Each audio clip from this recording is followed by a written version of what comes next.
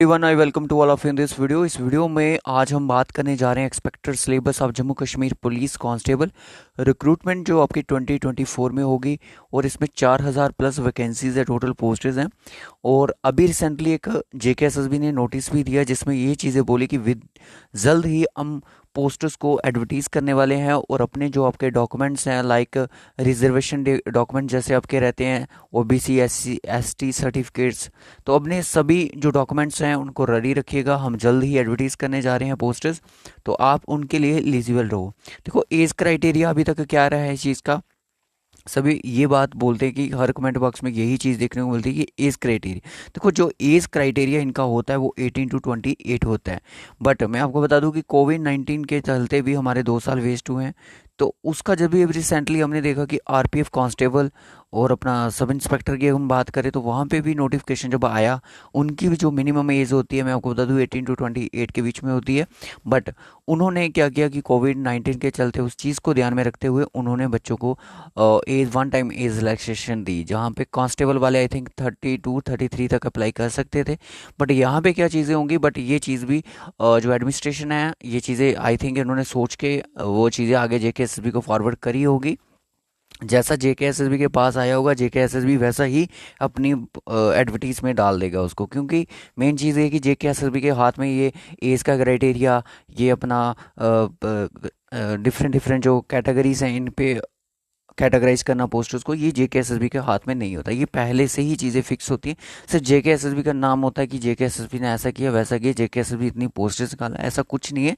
जितनी administration department द्वारा posters उनको दी जाती हैं तो जेकेएसएसबी उतनी पोस्टर्स ही एडवर्टीज़ करता है, अपनी पॉकेट से कोई भी पोस्टर्स को एडवर्टीज़ नहीं करता है। तो आइए देखते हैं कि एक्सपेक्टेड सिलेबस क्या है जम्मू कश्मीर पुलिस कांस्टेबल का। तो अगर आप इस चैनल पर नए हो तो चैनल को जरूर सब्सक्राइब कर लेना, नोटिफिकेशन बेल को भी जरूर ऑन कर लेना। एज रिलैक्सेशन मिलने के आपको मैं आपको बता दूं कि चांसेस बहुत ज़्यादा हैं। और जेके प्रैक्टिस को आप ज़रूर सब्सक्राइब करें ताकि इस तरह की वीडियो की इंपॉर्टेंट अपडेट आपको मिलती है। अगर मैं बात करूं 2017 की, 2017 में जो सिलेबस था मैं आपको बता दूं कि आपको बस वही कंपोनेंट अब लेके चलने हैं, आपको एक्स्ट्रा चीज़ें अभी तक नहीं पढ़नी है। जब तक इनका ऑफिशियल सिलेबस नहीं आउट होता तब तक आपको यही चीज़ें करनी है। जनरल नॉलेज, जनरल अवेयरनेस, मैं आपको बता दूं कि इस जनरल नॉलेज के साथ आपको क्या क्या पढ़ना है वो चीज़ भी हम यहाँ पे बात करेंगे। और मैं आपको बता दूं इसमें आप जम्मू कश्मीर का भी नॉलेज ज़रूर पढ़ लीजिएगा, क्योंकि जेकेएसएस भी है तो चीज़ें देगा ही आपको। दूसरा आता है आपका एलिमेंट्री मैथमेटिक्स, यानी कि मैथमेटिक्स की यहाँ पे बात की जा रही है।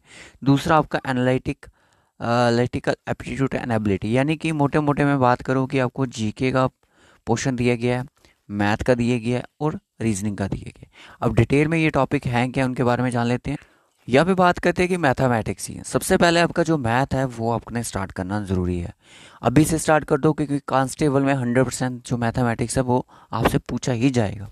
Number system, simplification, ratio and proportion, percentage, time and distance, LCM, compound interest, unitary method और time and work, average, profit loss, mensuration 2D और 3D फिगर्स में, data interpretation, decimal fraction, simple interest और HCF and algebra. जितने भी topic है सब basic है, मतलब आपको बता दूं कि बेसिक। अब 10th लेवल का एग्जाम होगा तो ज़्यादा से ज़्यादा आपको CHSL लेवल के क्वेश्चन पूछे जा सकते हैं, CGL आपको नहीं पूछा जाएगा।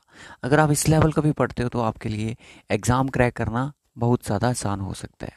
ठीक है, ये तो आ गया हमारा मैथमेटिक्स में जो आपको टॉपिक इनके कवर करने, आप इनका स्क्रीनशॉट ज़रूर ले लीजिएगा। अब उसने जनरल नॉलेज में ये चीज़ें बताई थी कि current events of national international importance, यानी कि करंट अफेयर की बात करें।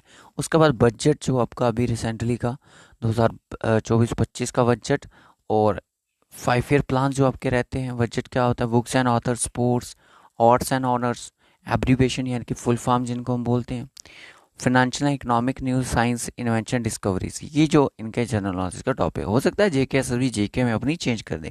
आप ancient history, medieval history, modern history पढ़ो, क्योंकि क्या होता है कि 10th लेवल के एग्जाम में ये पूरी हिस्ट्री पूछते हैं। हिस्ट्री एंशियन से लेके मॉडर्न टाइम तक पूछती है जेके सभी, हो सकता है इसमें चेंजेस लाई जाए आपके लिए। उसके बाद दूसरा कंपोनेंट, अभी दूसरी बात आती है कि जो एनालिटिकल की बात कर रहा था, देखो वो एक आपका रीजनिंग कंपोनेंट है। रीजनिंग में आप लोग को क्या मेन चीज़ें पढ़नी होती है, मैं आपको बता दूं कि आपको नंबर सीरीज पढ़नी होती है। दूसरा आपको आपका कोडिंग डिकोडिंग पढ़ना होता है। ब्लड रिलेशन हो गया, डायरेक्शन सेंस टेस्ट होगी, और कुछ फिगर के रिगार्डिंग क्वेश्चंस बनते हैं वो हो गए। तो बेसिक जो आपका रीजनिंग का कोर्स अगर आप पढ़ते हो तो उसमें भी आपका इसमें सिलेबस कवर हो जाएगा। बाकी यहाँ तक इंग्लिश इसमें है कि नहीं है वो एग्ज़ाम के जब उसका सिलेबस एडवर्टीज़ हो जाएगा उसके बाद देखेंगे। उसमें अगर कंप्यूटर है या नहीं है ये चीज़ें हम पहले तय नहीं कर सकते। आपको जितना बोला गया है रीजनिंग, क्वांट जिसको हम मैथमेटिक्स बोलते हैं, और आपका जीके, इन चीज़ों को लेके चलो। सो आपकी तैयारी जो है पहले से ही स्टार्ट हो सकती है। अगर आप ऑफिशियल, कुछ बच्चे हैं जो ऑफिशियल सिलेबस का अभी तक वेट कर रहे हैं, जब वे सिलेबस आउट होगा हम अपनी तैयारी तब से स्टार्ट करेंगे, तो ये सबसे बड़ी आपकी बेवकूफ़ी है। रीजनिंग और मैथ दो सब्जेक्ट भी आप लेके चलते हो तभी भी आप बहुत ज़्यादा बेनिफिट्स इन चीज़ का ले सकते हो। इस वीडियो में हम इतना ही रखेंगे, मिलेंगे आपसे नेक्स्ट वीडियो में, तब तक के लिए बाय बाय, टेक केयर।